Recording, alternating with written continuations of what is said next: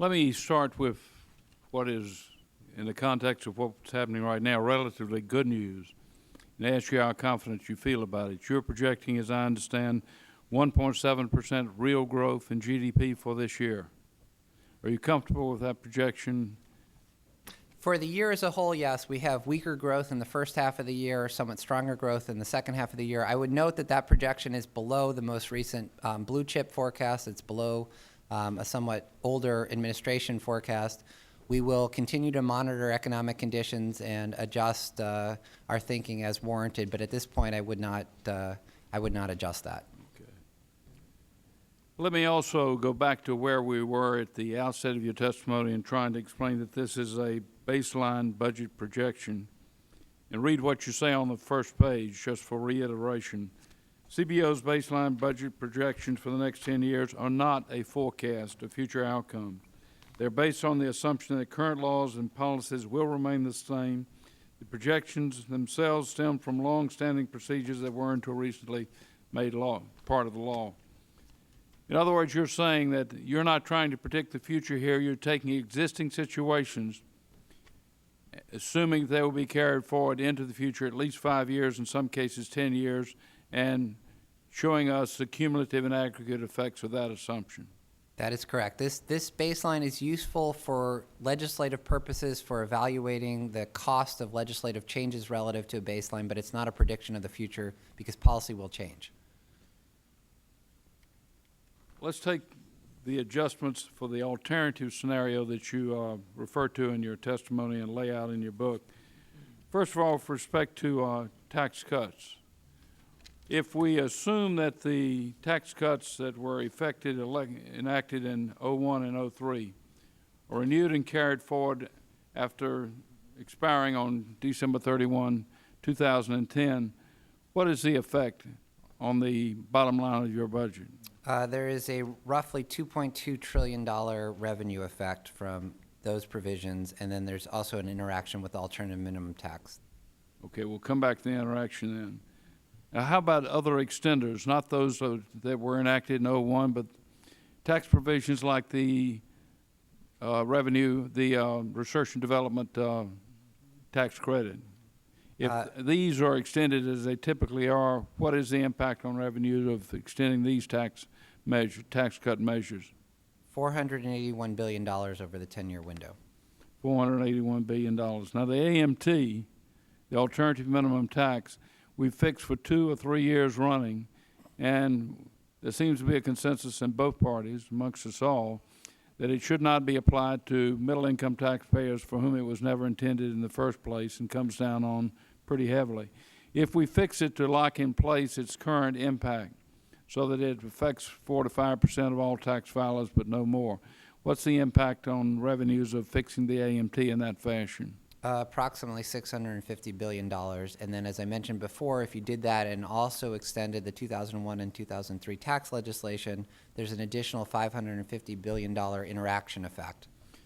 Now, there's some other things that we're doing year to year as we try to find room in the budget for doing permanent solutions. One is a sustainable growth rate factor under physicians' reimbursement under Medicare. Could you give us a rough back-of-the-envelope estimate of what it would cost if we were to simply dispense with that, or at least mitigate its effects so it doesn't apply in the future years? Yes, it's a couple $100 billion, but let me get you the exact figure in a second. Depending on how you did it, it would be somewhere between $250 and $325 billion, and in fact, it could be slightly larger than that if you also held Medicare beneficiaries harmless from the increase in their Part B premiums that would follow. Okay. Now, with respect to spending,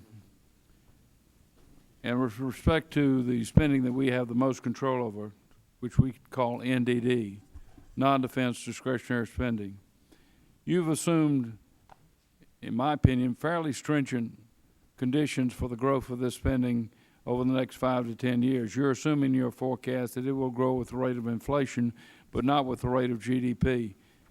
Over 5 years, what is the impact of that on negative cumulative NDD, non-defense discretionary spending? I actually have the figure for total discretionary spending. We can get it for the split. For total discretionary spending in over 10 years, it's approximately $1.4 trillion. Okay, so you've already squeezed that much spending. You can divide that roughly in half to Okay. get NDD. You squeeze that much spending out of NDD. What about the war in Iraq and Afghanistan? What assumption do you make about its cost?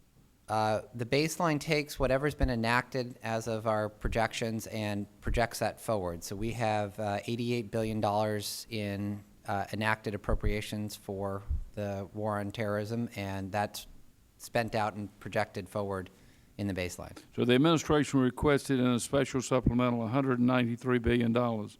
Of that, $88 billion has been provided, appropriated thus far.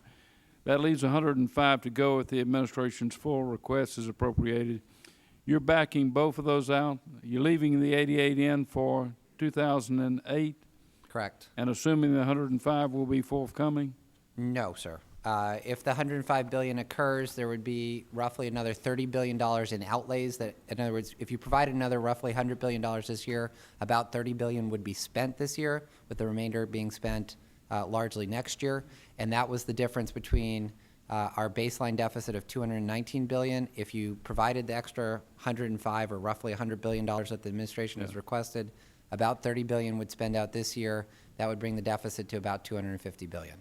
I think you've got a net sum impact of $981 billion for your baseline assumption, your modeled assumption about the cost of Iraq and Afghanistan. That's correct, sir. And would you explain, does that involve building down methodically to a level of about 75,000 troops in the two theaters and then continuing on a steady state basis at that level? No, that's a simplistic, again, based on the rules that govern the baseline. You just take what's been enacted and project that forward. We also provide different policy scenarios that you can compare things to, and we do provide one in which the troop levels are reduced to 30,000 by 2010, and another in which they're reduced to 75,000 by 2013. In the scenario in which they're reduced to 75,000 by 2013, there would be an additional $120 billion of deficit, increased deficit as a result relative to the $981 billion that you pointed out. Now let me show you our notorious eye chart. It's back. Could we get the eye chart on the screen? This tests your visual acuity. That's why we call it the eye chart. Glad I got new glasses. The main reason we do this is to show you the number we derive here didn't come in off the seat of our pants. We actually did some arithmetic. It may be a bit back of the envelope-ish, but nevertheless, after doing the things that we just ran through, assuming the renewal of the tax cuts, assuming your assumption about modeling the cost of continuing missions in Iraq and Afghanistan, assuming what you assume about the NDD and everything, we come up with a net addition to the deficit of $4.7 trillion. I can't even see it myself. I think that's the number, $4.7 trillion. Rounds to 4.8, but okay. Is that, are we in the same ballpark then? The scenario that I showed was slightly different. I think I'm not sure that you have discretionary spending growing it with GDP there, but in any case, yes, the numbers are somewhere 4 to 6.5 trillion under these alternative scenarios, depending on exactly what you assume. If I picked up your testimony, walked in off the street and picked up your testimony and looked at table 1, I would say, well, the near term looks a little dire. The bottom line is still pretty substantial, $219 billion this year, which is worse than last year, $163 billion. But by 2012, it appears that the budget will be in the black. But that's based upon some assumptions that are not likely to obtain politically around here. And when we make those assumptions, instead of having an $87 billion surplus, we could have a $200 or $300 or $400 billion deficit easily by that point in time.